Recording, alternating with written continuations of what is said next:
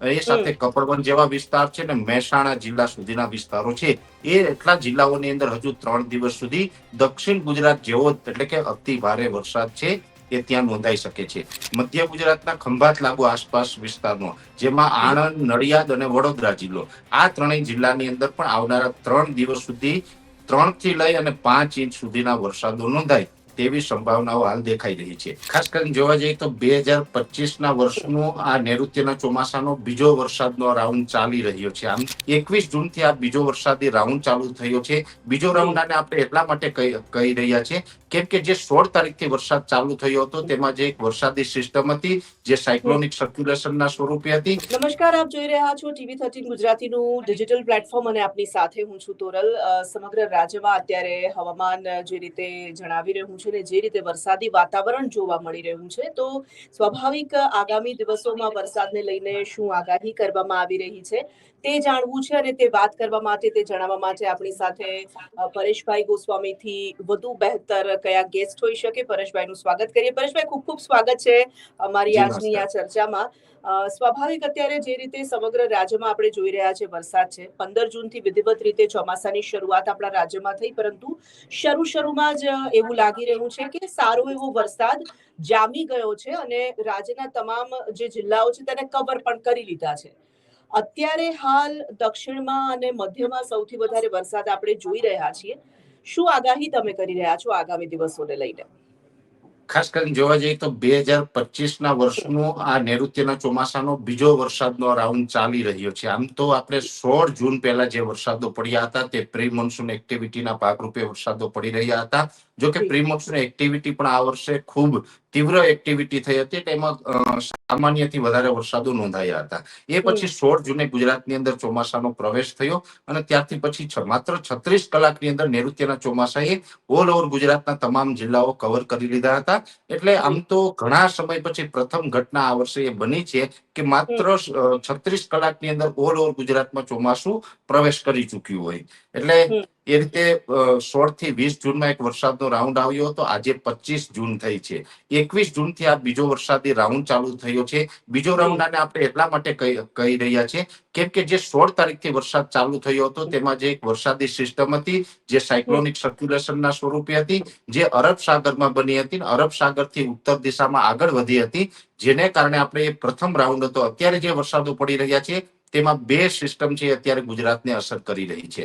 એક સિસ્ટમ છે રાજસ્થાનના દક્ષિણ પૂર્વ ભાગો ઉપર છે જે સાયક્લોનિક સર્ક્યુલેશનના સ્વરૂપે છે અને એ સિસ્ટમને કારણે ઉત્તર ગુજરાતમાં પણ સારો એવો વરસાદ અત્યારે નોંધાઈ રહ્યો છે. બીજી એક વરસાદી સિસ્ટમ છે એ ખૂબ મજબૂત છે, એ છે મધ્યપ્રદેશ ઉપર. હવે જે મધ્યપ્રદેશ ઉપર સિસ્ટમ છે એના જે આઉટર ક્લાઉડ હોય એ છે અરબ સાગર સુધી, એનો ટ્રફ છે પણ અરબ સાગર સુધી લંબાયેલો છે અને અરબ સાગર સુધી એ ટ્રફ લંબાયેલો છે. એટલે મધ્યપ્રદેશથી જે છોટાઉદેપુર, જે આપણે મધ્યપ્રદેશથી આગળ આપણે ગુજરાતમાં આવીએ એટલે છોટાઉદેપુર છે, રાજપીપળા છે, સુરત, વલસાડ, એમ દક્ષિણ ગુજરાતના પછી તમામ વિસ્તારો કવર કરી અને એનો ટ્રફ અરબ સાગર સુધી આવ્યો. એટલે એના ટ્રફની વચ્ચે જેટલા પણ વિસ્તારો આવ્યા છે એ તમામ વિસ્તારોમાં ભારે વરસાદ નોંધાયો છે. અને સ્વાભાવિક રીતે આ એક પ્રક્રિયા છે, રેગ્યુલર ચાલતી હોય. કોઈ પણ સિસ્ટમનો ટ્રફ જ્યાંથી પસાર થતો હોય ત્યાં વરસાદનું પ્રમાણ વધુ જોવા મળતું હોય છે. હવે જે રીતે દક્ષિણ ગુજરાતમાં આજે 25 તારીખ સુધી જે વરસાદો પડ્યા, આવા જ વરસાદ હજુ પણ આગામી 3 દિવસ સુધી ત્યાં જોવા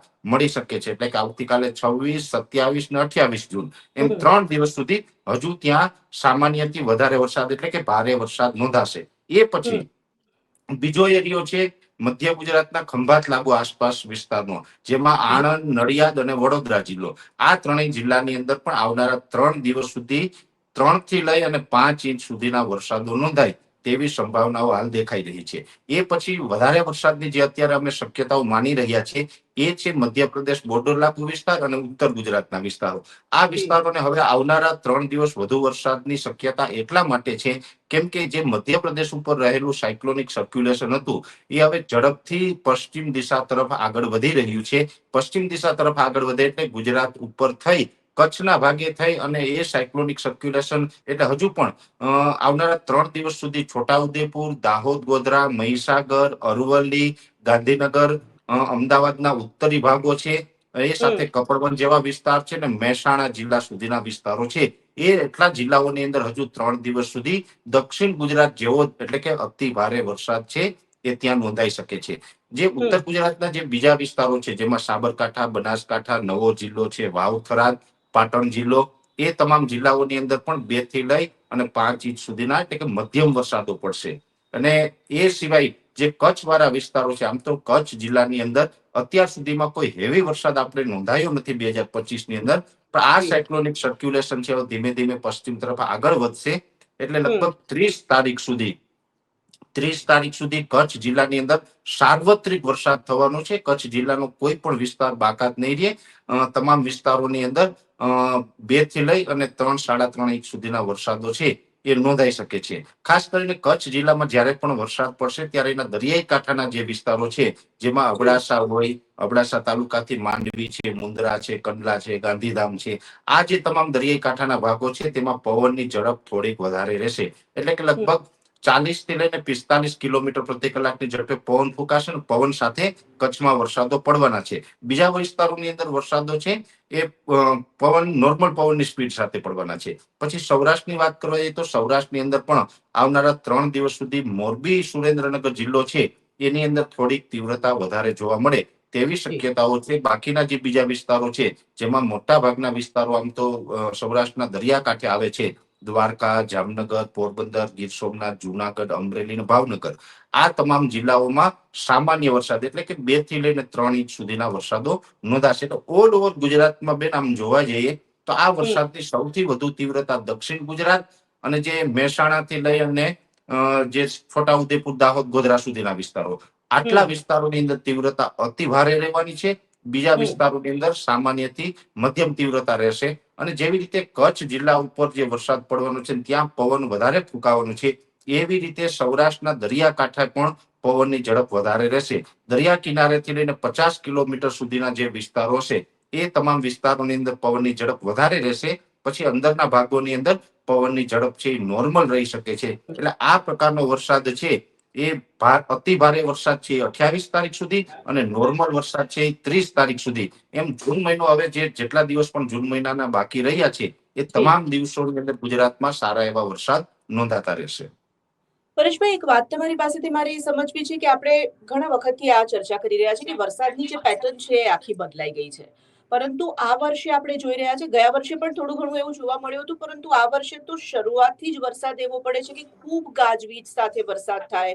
જ્યાં વરસાદ પડે ત્યાં અનરાધાર વરસાદ પડે અને જે રીતે વરસાદ પડે છે આપણને એવું લાગે કે ખૂબ પાણી ભરાઈ જશે એ પ્રકારનો જે આખો વરસાદ છે, આજે આ પેટર્ન બદલાઈ છે, એની પાછળના શું કારણો તમે જોઈ રહ્યા છો? આમ તો આપણું સંપૂર્ણ જે વેધર છે એ આખું ડિસ્ટર્બ થયેલું છે, જેમાં ગ્લોબલ વોર્મિંગની તો બધા વાતો કરી જ રહ્યા છે. પણ ચિંતાજનક કારણ એ છે કે જે આપણું અરબ સાગર અને બંગાળની ખાડી, આ બંને છે એમાં ઘણા બધા ફેરબદલ થયા છે. આમ સામાન્ય રીતે જોવા જઈએ તો ભારતની અંદર ચોમાસું, સમગ્ર ભારતની અંદર જે ચોમાસું આવે એમાં વરસાદની સિસ્ટમ આવે ત્યારે જ વરસાદો પડતા હોય છે. વરસાદની સિસ્ટમ આવવાના 2 જ સ્થાન છે, એક છે અરબ સાગર ને એક છે બંગાળની ખાડી. આ સિવાય ભારતની અંદર ચોમાસાનો વરસાદ આવે એવો કોઈ બીજો વિકલ્પ આપણી પાસે છે નહીં. એટલે આ બંને જે સિસ્ટમો બંને જગ્યાએ બને છે, બંગાળની ખાડીમાં અને અરબ સાગરની અંદર, એ બંને સમુદ્રી તાપમાન છે છેલ્લા 1 દાયકાની અંદર 2 ડિગ્રી સુધી અપ થયું છે. એટલે નોર્મલ તાપમાન જે અત્યાર સુધી જે હતા એના કરતા ટેમ્પરેચર હવે થોડુંક હાઈ થઈ રહ્યું છે અને સામાન્ય કરતા 2 ડિગ્રી તાપમાન ઊંચું થયું છે. કોઈ પણ વરસાદી સિસ્ટમ હોય એને જેટલું ઊંચું તાપમાન મળે એટલી સિસ્ટમ મજબૂત બને. આમ તો જે 5 પાર્ટની અંદર જે સિસ્ટમો હોય છે એના 5 સ્ટેપ હોય છે. 5 જે સ્ટેપની વાત કરવા જઈએ તો જે અત્યારે અરબ સાગરનું હોય કે બંગાળની ખાડીની અંદર જે સિસ્ટમ બનતી હોય, અત્યારે સામાન્ય રીતે ભેજનું પ્રમાણ વધારે હોય છે અને જે હવાઓ છે એ હવાઓનો ચક્રાઓ જે ફરતો હોય છે, જ્યારે હવાઓ છે એન્ટી ક્લોક રાઉન્ડની અંદર ફરે છે એટલે ઘડિયાળની વિરુદ્ધ દિશામાં કોઈ પણ હવાઓ ફરે તો દરિયાની અંદર લો પ્રેશર બનતું હોય છે. જો ઘડિયાળની દિશામાં કોઈ પણ હવાઓ ફરે છે તો એ હાઈ પ્રેશર ત્યાં ડેવલપ થાય છે, બરાબર. એટલે અત્યારે મોટા ભાગે હવાઓ છે ઘડિયાળની વિરુદ્ધ દિશામાં ફરતી હોય, એન્ટી ક્લોક રાઉન્ડમાં એ ચક્રાઓ હોય છે, એને કારણે ત્યાં વરસાદી સિસ્ટમ બને ને એ સિસ્ટમ જ્યારે બનતી હોય ત્યારે એ સમગ્ર ભેજને પોતાના તરફ આકર્ષિત કરે છે. એટલે એક જગ્યાએ પાણીનો જથ્થો એકઠો થતો હોય છે. હવે આ જે સિસ્ટમ હોય છે એની ઊંચાઈ મોટા ભાગે હોય છે 850 એચપી લેવલે અને 700 એચપી લેવલ. 700 એચપી લેવલે એનો સીધો મતલબ એમ થાય કે આપણે જે જમીની ભાગથી 3 કિલોમીટર ઉપર, અને જો 850 એચપી હોય તો એ માત્ર 900 મીટર ઉપર કહેવાય. જમીનથી એટલી એની ઊંચાઈ માપવામાં આવે છે મિટિયોલોજીના સિદ્ધાંત પ્રમાણે. હવે આ જે 700 એચપી લેવલે જે સિસ્ટમ બને છે એને જેટલું ઊંચું તાપમાન મળે દરિયાની અંદર એટલી વધારે મજબૂત બને. જ્યારે પણ એ સિસ્ટમ આગળ વધતી હોય એ વિસ્તારોનું તાપમાન જો નીચું હોય તો સિસ્ટમ નબળી પડી જાય, અને જો તાપમાન ઊંચું હોય તો સિસ્ટમ મજબૂત બને. સ્વાભાવિક રીતે બંને સમુદ્રનું તાપમાન છે એ એક દાયકાની અંદર 2 ડિગ્રી સુધી અપ થયું છે. એટલે ઊંચા તાપમાનને કારણે આ સિસ્ટમો છે હવે દિવસે ને દિવસે મજબૂત બની રહી છે. મજબૂત સિસ્ટમ ડેવલપ થઈ અને જો ગુજરાત ઉપરથી પસાર થાય તો સ્વાભાવિક રીતે એની વરસાદની માત્રા છે એ પણ વધારે રહેવાની છે. સમુદ્રી તાપમાન વધ્યા છે એની અંદર પણ ઘણા બધા કારણ છે. આમ તો અમે ઘણા બધા રિસર્ચો કરતા રહીએ છીએ. વાત તો થોડીક લાંબી થઈ, પણ ટૂંકમાં હું આપને કહું, પ્રતિ વ્યક્તિ આપણું પર્યાવરણ બેલેન્સ રાખવા માટે પૃથ્વી ઉપર વસતા તમામ નાગરિકો, આ પછી ગુજરાત કે ભારતની વાત નથી, આ ઓલ ઓવર વર્લ્ડની વાત છે. આપણે પૃથ્વી ઉપર વસતા દરેક વ્યક્તિ, એક વ્યક્તિ બરાબર 16 વૃક્ષ હોય ત્યારે આપણું પર્યાવરણ છે બેલેન્સ રહે છે. આજે સામાન્ય રીતે અમારું જે આખું સર્વે છે એ મુજબ એક વ્યક્તિનો જન્મ થાય ત્યાંથી એનું મૃત્યુ થાય ત્યાં સુધીમાં એ ટેબલ, ખુરશી, ફર્નિચર, બેડ, દરવાજાઓ જે પણ કઈ બનાવે છે દરેક વસ્તુમાં લાકડું જોઈએ છે. એક વ્યક્તિ પોતાના જીવનકાળ દરમિયાન 4 વૃક્ષ વાપરીને જાય છે, પણ 4 વૃક્ષ પાછા ઉગાડીને એ તૈયાર નથી કરતો એક વ્યક્તિ. હવે એ માણસ જીવે ત્યાં સુધી તો એ લાકડું વાપરે છે બેન, પણ એનું મૃત્યુ થાય ત્યારે અગ્નિ સંસ્કારમાં મૃત્યુ પછી પણ આપણો ભારતનો નાગરિક લાકડાનો યુઝ કરે છે. એટલે દિવસે ને દિવસે વૃક્ષોની સંખ્યા ઘટતી જાય છે, જેને કારણે આપણું તાપમાન છે હવે અપ થઈ રહ્યું છે. એટલે વૃક્ષો ખૂબ જરૂરી છે. જો વૃક્ષો અત્યારે આપણે જાગૃત નહીં થાય, વૃક્ષો નહીં લગાડવામાં આવે તો આવનારા દિવસમાં હજુ પણ પરિસ્થિતિ ભયંકર થઈ શકે, અને ઉનાળા દરમિયાન આપણે ઊંચા તાપમાનનો સામનો પણ કરવો પડશે, અને વેધર સાયકલ પણ આપણી ખોરવાશે. એટલે આપણા જે સમુદ્રી તાપમાન ઊંચા આવ્યા છે જેને કારણે મજબૂત સિસ્ટમો બની રહી છે, અને આપણે અતિવૃષ્ટિ જેવા માહોલો છે એ પણ દેશની અંદર જોવા મળી રહ્યા છે. પરેશભાઈ, ખાસ કરીને આપણા રાજ્યની આપણે વાત કરીએ, ફરી એક વખત વરસાદ પર આપણે જો આવીએ છીએ તો ખેતી આધારિત જે વરસાદ છે, મતલબ વરસાદ આધારિત આપણા ત્યાં ખેતી હોય છે ને, તમામ ખેડૂતો ઈચ્છતા હોય છે કે આ વખતે સારું ચોમાસું જાય, કારણ કે ચોમાસું જો સારું થાય તો ખેડૂતો માટે આખું વર્ષ સારું જતું હોય છે. સામાન્ય રીતે આપણે આવું જોઈએ છે. કેટલાક જિલ્લાઓમાં જે રીતે અતિ વરસાદ છે, અનરાધાર વરસાદ છે, તમે પણ કહી રહ્યા છો કે અનેક જિલ્લાઓમાં રેડ એલર્ટ અત્યારે પણ છે, વધુ વરસાદ થઈ શકે છે. ઓવરઓલ જો જોવા જઈએ તો આ ચોમાસું ખેડૂતો માટે કેવું પસાર થવાનું છે? ખેડૂતો માટે આ ચોમાસું ખૂબ સારું પસાર થવાનું છે. એના મેઇન કારણ છે, આમ તો છેલ્લા 2 વર્ષથી આપણે અલનીનો સક્રિય હતો, અલનીનોને કારણે ચોમાસું ડિસ્ટર્બ થતું હતું. આ વર્ષે ઉનાળા દરમિયાન લાનીના સક્રિય થયો.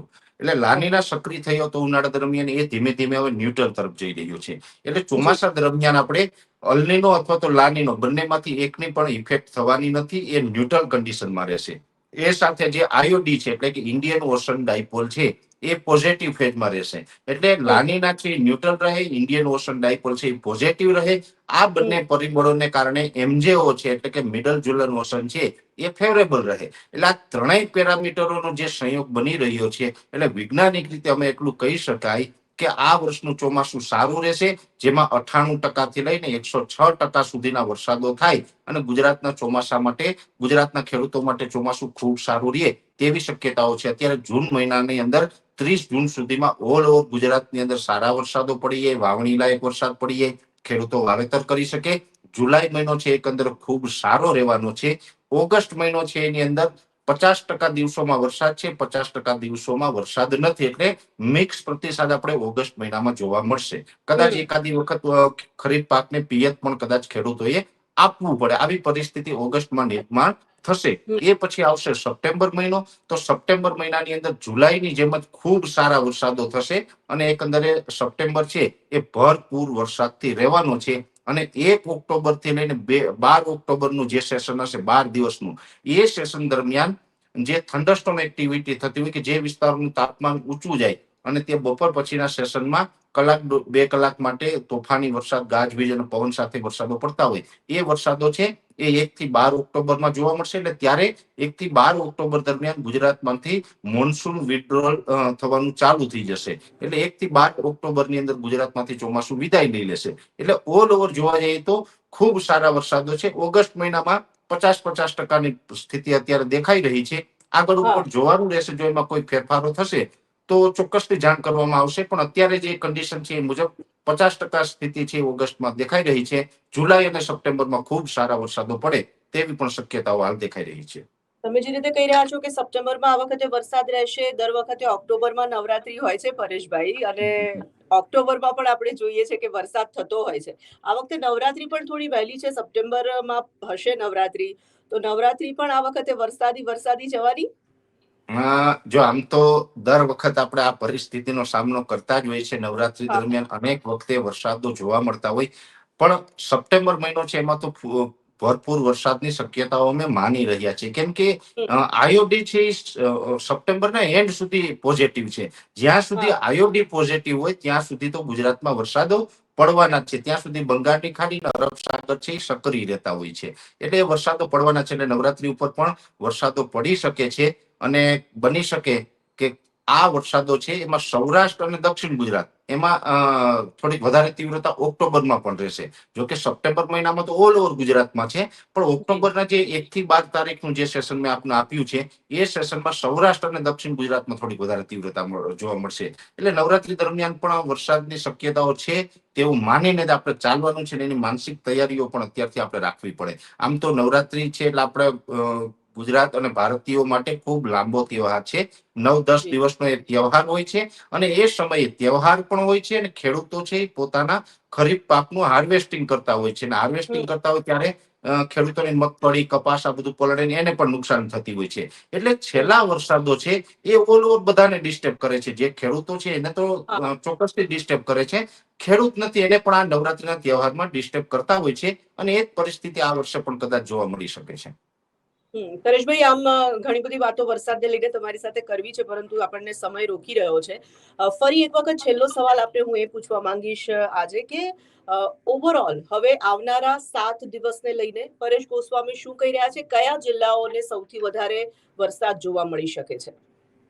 ચોક્કસથી આમ તો ઓલ ઓવર ગુજરાતના જિલ્લાઓની વાત કરવા જઈએ તો દક્ષિણ ગુજરાતના તમામ જિલ્લાઓનો સમાવેશ થાય છે. ભરૂચ, અંકલેશ્વર, રાજપીપળા હોય, સુરત, વલસાડ, વાપી, તાપી, ડાંગ, નવસારી, બિલીમોરા, બારડોલી આ તમામ વિસ્તારોની અંદર આવનારા એક અઠવાડિયા સુધી ખૂબ સારા વરસાદો પડશે. 1-2 સ્પેલ છે અતિ ભારે પણ થઈ શકે.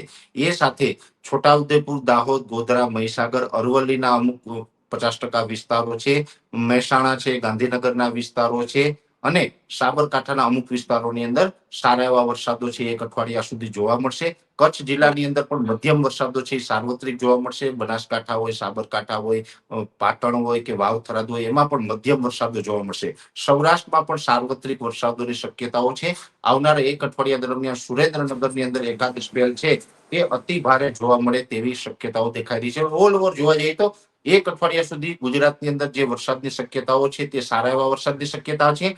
એક અઠવાડિયા સુધી હાઈ લેવલના વાદળો છે એ પણ છવાયેલા રહેશે. એટલે ટેમ્પરેચર ડાઉન રહેશે. કેમ કે 500 એચપીએ લેવલે વધારે પડતા વાદળોનો જમાવડો છે એ વાદળો ખુલ્લા થવાના નથી. એટલે સૂર્યપ્રકાશ પણ લગભગ ગુજરાતના 70% વિસ્તારોની અંદર સૂર્યપ્રકાશ જોવા નહીં મળે અને વાદળછાયું વાતાવરણ રહેશે. અને જ્યારથી આ એક અઠવાડિયા પછી આ વરસાદી વાતાવરણ પૂર્ણ થશે એટલે માત્ર 2 થી 3 દિવસનો ગેપ મળશે. ફરીથી વરસાદનો આ બીજો રાઉન્ડ છે. આ રાઉન્ડ પૂર્ણ થતા પાછો ત્રીજો રાઉન્ડ પણ 2-3 દિવસના ગેપ બાદ આવી શકે છે. એટલે વરસાદની પ્રોસેસ છે હવે કન્ટિન્યુ ચાલુ રહેવાની છે. પરેશભાઈ, અલનીનો અને લાનીનો માટે પણ અને ખેડૂતો માટે ખાસ કરીને તમારી સાથે ચર્ચા કરવી છે, પરંતુ એના માટે આપણે ફરી એક વખત આવી ચર્ચા ગોઠવીશું અને તમારો સમય લઈને ફરી એક વખત આપણે આના પર વાત કરીશું. અત્યારે ખૂબ ખૂબ ધન્યવાદ અમારી સાથે આપ ચર્ચામાં જોડાયા એના માટે. તો દર્શક મિત્રો, અમે ફરી એક વખત આપને જણાવીએ છીએ કે હવામાન નિષ્ણાત પરેશભાઈ ગોસ્વામીએ કહ્યું કે ચોમાસું બરાબર જામ્યું છે, બીજો રાઉન્ડ સરસ રીતે ચાલી રહ્યો છે અને આગામી દિવસોમાં આ જ રીતે સાર્વત્રિક વરસાદ થશે, પરંતુ કેટલાક જિલ્લાઓ એવા છે કે જેમાં ભારેથી અતિ ભારે વરસાદ થઈ શકે છે. વધુ કેટલીક મહત્વપૂર્ણ ચર્ચાઓ માટે, સમાચારો માટે આપ TV13 ગુજરાતી સાથે જોડાયેલા રહેજો અને અવનવી માહિતી માટે TV13 ના ડિજિટલ પ્લેટફોર્મ સાથે પણ જોડાયેલા રહેજો. અત્યારે હું લઉં છું રજા. નમસ્કાર.